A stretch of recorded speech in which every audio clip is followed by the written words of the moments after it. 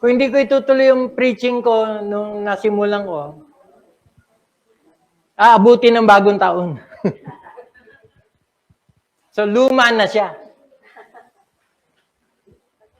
Pero katulad nung sinabi ko sa inyo, kalimutan nyo na lahat ng mensaheng narinig nyo, wag ito. Bakit siya mahalaga? Kasi,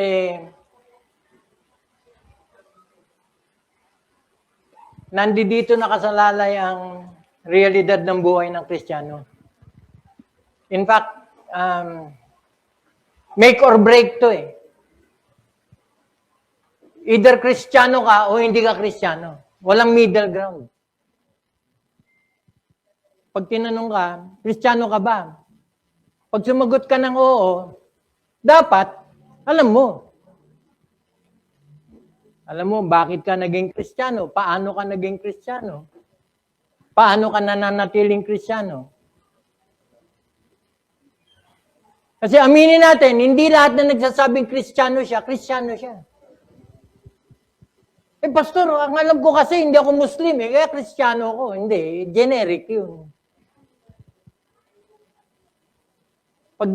Pag kinategorize mo ng gano'n ang religion mo, hindi mo naintindihan yung tanong. Kasi pag tinatanong na kung talagang Christian ka, mas malalim yung kahulugan nun. Kasi hindi lahat na nagsasabi Kristiyano siya, Kristiyano siya. Hello? Hi. Kaya yung talata ko sa 2 Corinthians chapter 13, ina. Diyan ako nagsimula. Kasi kung meron mang siseryoso dun sa katagang sundin ang kalooban mo, kung may siseryoso dun, nasasagutin ng seryoso yon, yung taong sigurado sa kanyang pagka-Kristiyano. Kasi yung iba, i-ignore yan. Wala. Anong tanong yan? Masyadong, unang-una, parang hindi siya relevant. Tinatanong ba yan? Alam mo namang Katoliko ako, alam mo namang ganito ako, at sasabihin na niya lahat ng pangalan ng reliyon. Aminin nyo, ang pagka-Kristiyano, walang kinalaman sa reliyon. Nababanggitin ko, kasi ngayong umaga, babalikan ko yung ikalawang dahilan kung bakit mahalaga ito.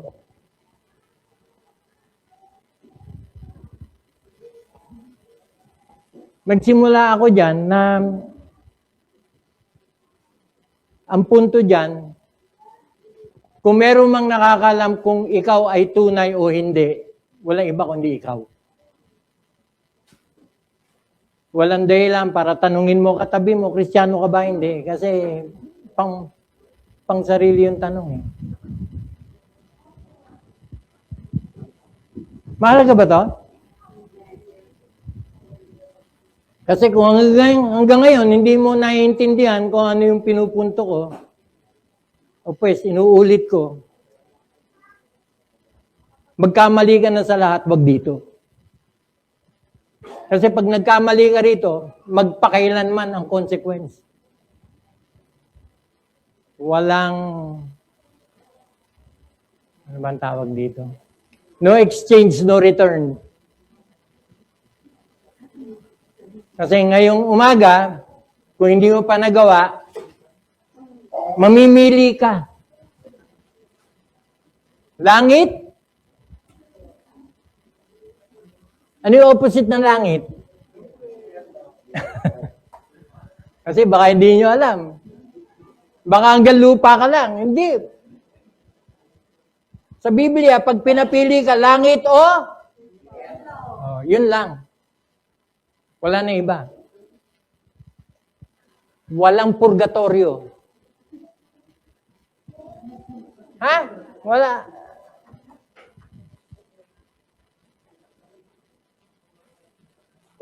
Yung kaning paniniwala kasi sa purgatorio, binibigyan pa ng pagkakataon yung mga namatay na. Kung maraming magdadasal, baka pwede pa. Pero walang ganun. Dalawa lang ang pwede puntahan eh. Langit. So, Actually, yung mensahe ko kagabi, pang introduction lang, pang third point. Yung nire-review ko kagabi, ginagawa ko ng intro para pumasok ako sa ika-third point. Kasi yung third point ko, pwede kahit next year. Magandang pambagong taon. Pero habang ginagawa ko ng intro, yung third point, yung ginagawa kong intro, napahaba.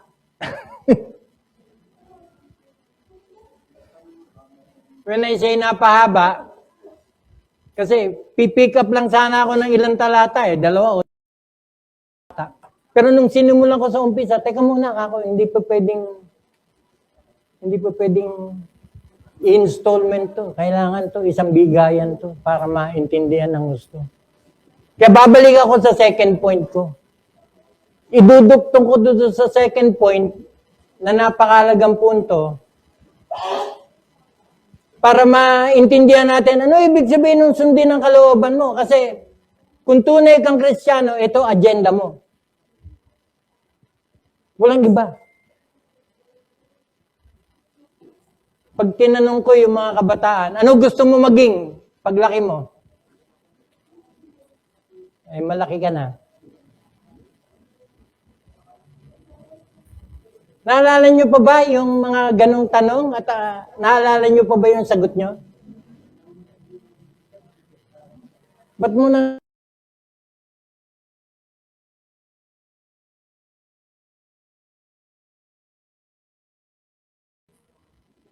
O gusto ko maging doktor.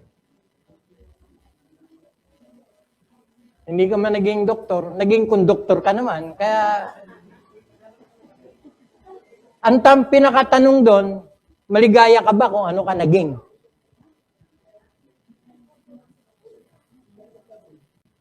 Kasi mas malamang sa hindi, may mga sasagot, hindi nga ako maligaya kasi hindi ako naging. Iba yung naging sa buhay ko. Tama? May mga frustrations tayo, may mga hindi tayo nasunod na gusto.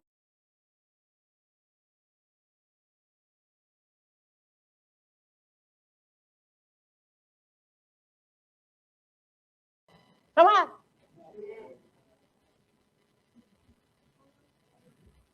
Frustrated ka kasi hindi nasunod yung gusto mo. Huwag nyo na itaas yung kamay nyo, pero... Kaya sabi ko kanina kay Janja, wag mo na ikwento. Kasi obvious naman sa amin kung ano ginawa ng Lord sa buhay mo. At dapat doon pa lang maligaya ka na. Kasi lahat kami maligaya para sa inyo. Ha? Huwag niyo kalimutan si Demetrius, Demetria. Kasi bonus yun. Hello? Kaya nakikiligaya kami sa inyo. Pero ito ngayon yung tanong. Ano yung tunay na kaligayahan ng isang Kristiyano? Nabalik tayo dun sa title. Kasi hindi man nangyari yung gusto nating mangyari, yung inaasahan nating pwedeng mangyari, hindi dapat maapektuhan yung kaligayahan natin kung tunay kang Kristiyano.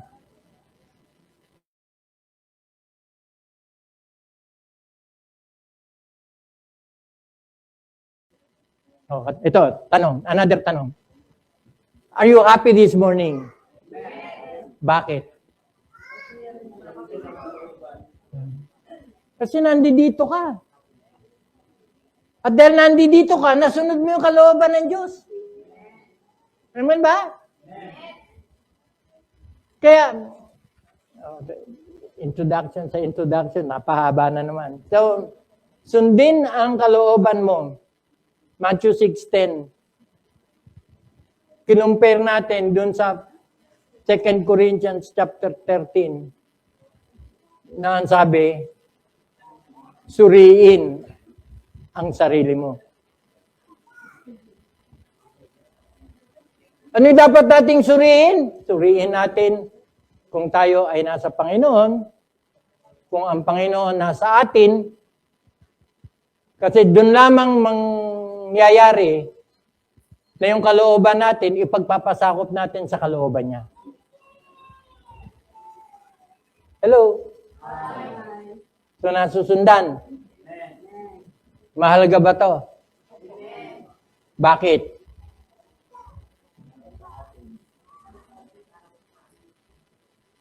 Meron bang pinagagawa ang Lord na ikalulungkot natin?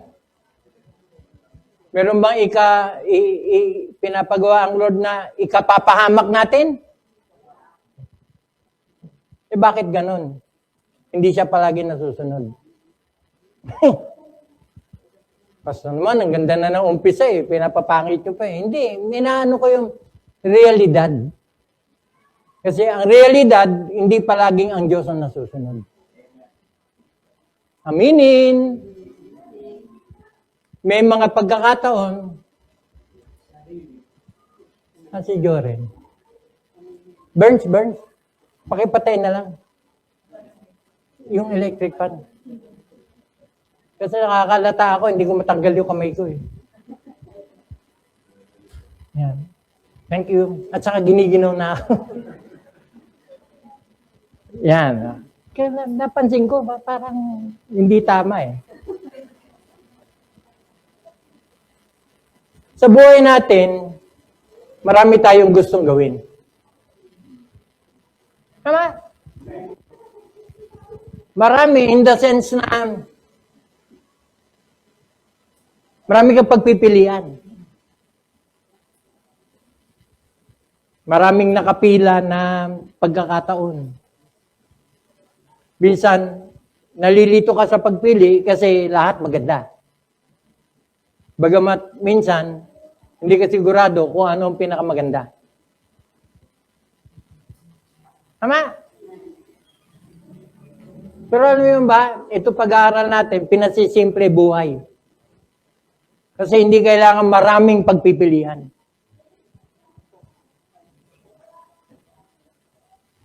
Kasi simple lang ang plano ng Diyos sa buhay.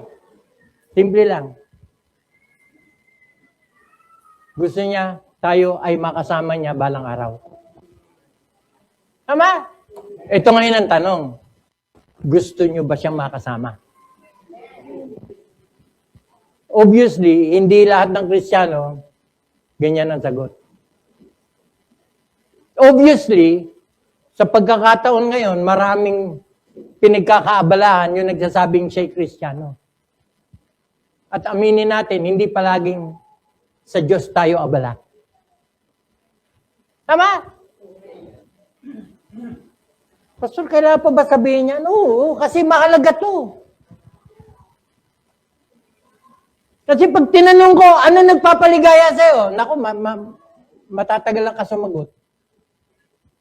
Kasi sa totoo lang, maraming nasa isip mo na gusto mong makamtan para maging maligaya. Tama? Kaya pinasisimple natin ang buhay Kristiyano, kung makita natin yung kahalagaan nitong pag-uusapan natin. Mahalaga ba to? Mahalaga kasi for 3 reasons.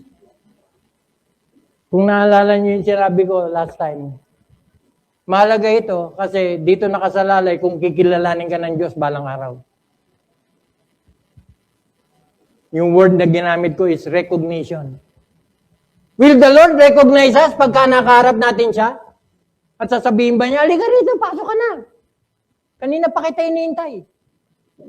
Or, sino ka? Kilala ba kita? Hindi kita kilala. At ang masakit doon, itataboy ka. Lumayo ka sa akin. Ikaw namang gagawa ng katampalasanan. Totoo ba yan na balang araw pa pwedeng hindi i-recognize ng Diyos yung nagsasabing Kristiyano siya? Pwede ba yun? Oo. Paano nga nalaman yung pastor kung i-recognize ka ng Lord? Ni-recognize mo ba siya ngayon?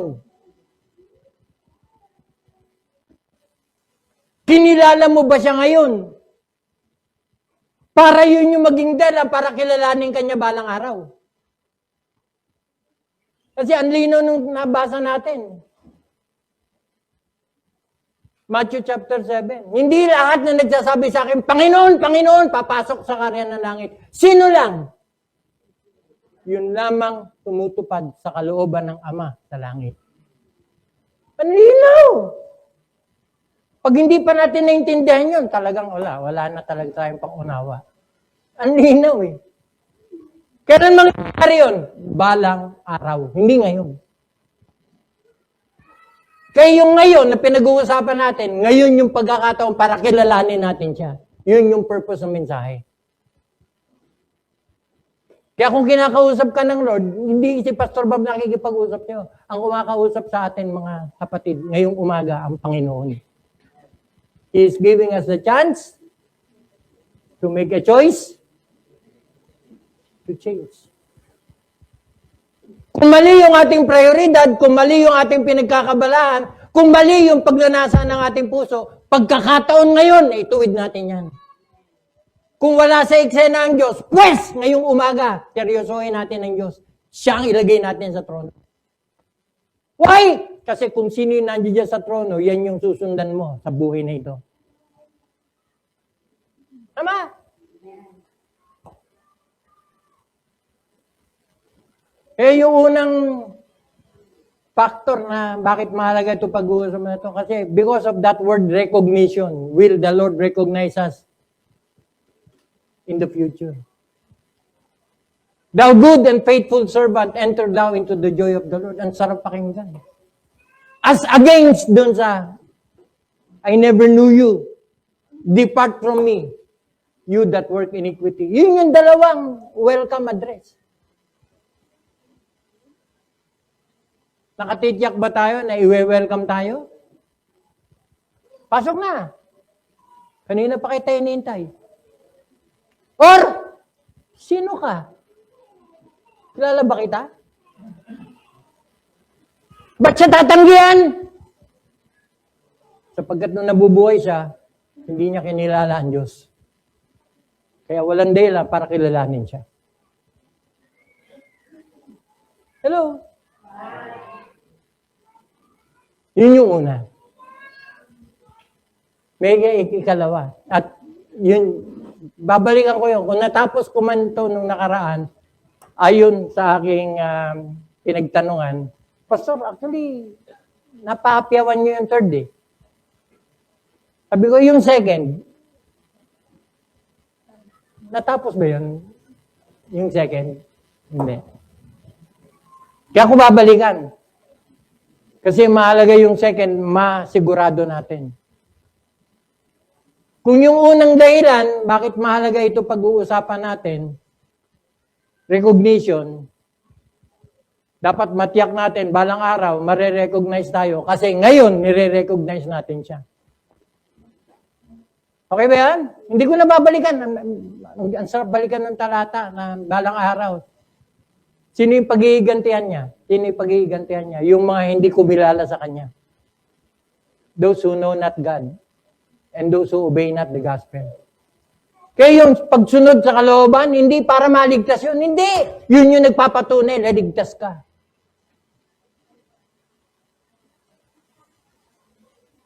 Hello? Ano yung ikalawa? Letter R din. Relasyon.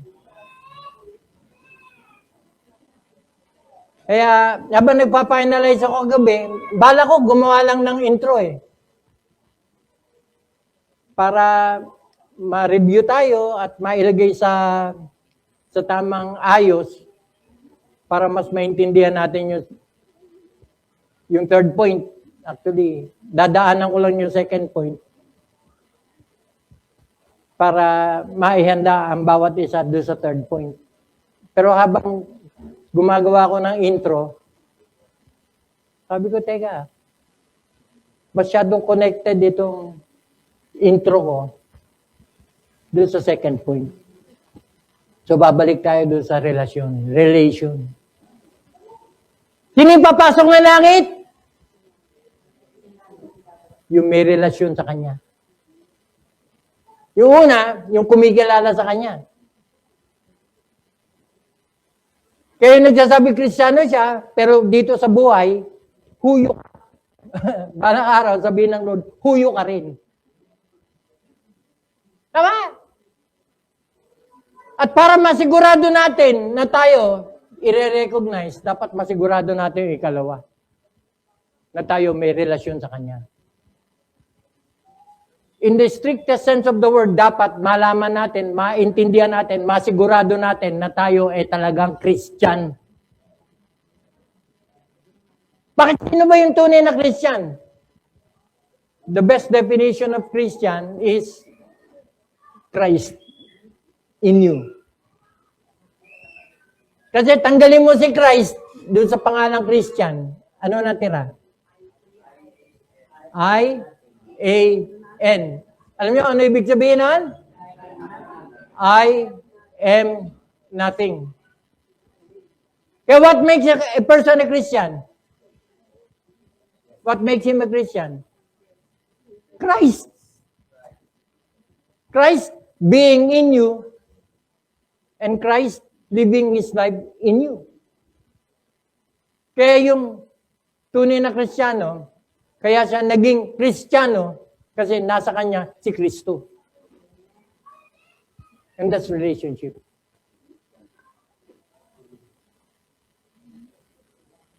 For without me, you can do nothing. Yun lang sana yung kukunin ko eh. At saka dadagdag ako ng 2 talata pa. If you abide in me and my word abide in you, you shall ask anything in my name and it shall be done unto you. Yun lang sana yung mga talata eh. Pero teka muna, sabi ko, this speaks of a relationship. At malibang matiyak natin ito, hindi langit ang punta mo.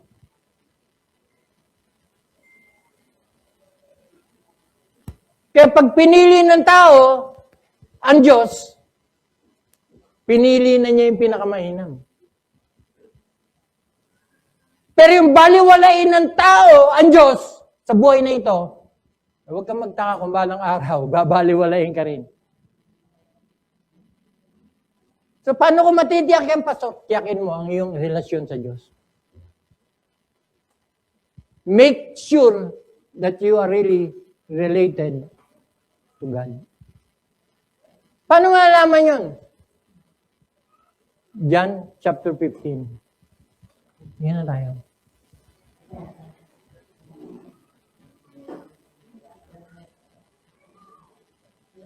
Kaya, sundin ang kalooban mo.